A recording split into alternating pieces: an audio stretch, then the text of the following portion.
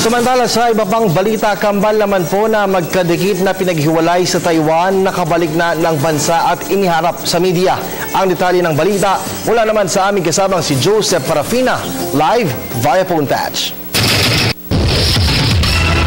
Maraming salamat kay Huwag malusog at masayang mga bata ang iniharap nga sa media matapos ang matagumpay na operasyon sa Taiwan.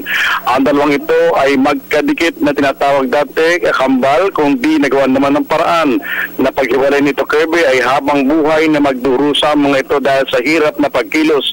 Kung sa kaalaman po ng marami, magkadikit ang dalawang tiyan ng mga ito kaya't halos di makakilos ng mga ito ay narito pa sa ating bansa. Ayon sa mag-asawang Jason and Ludi Di Guzman, wala silang mapagkukunan ng pera para gawin ang operasyon dito at wala rin tumutulong.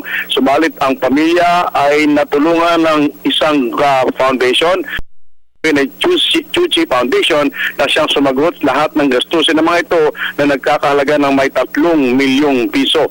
Naganap ang matagumpay na operasyon nitong isang buwan lamang at ngayon nga ay nakakalakad na ang dalawa at narito na sa ating bansa. Bilang ganti, tutulong ang mga magulang nito sa paglilingkod sa iba pa na kung sana may matulungan din ng kanilang bilang pagtanaw na loob. With Mike Marasigan and Marlon Gorchario, Joseph Parafina, Telebisyon ng Bayan.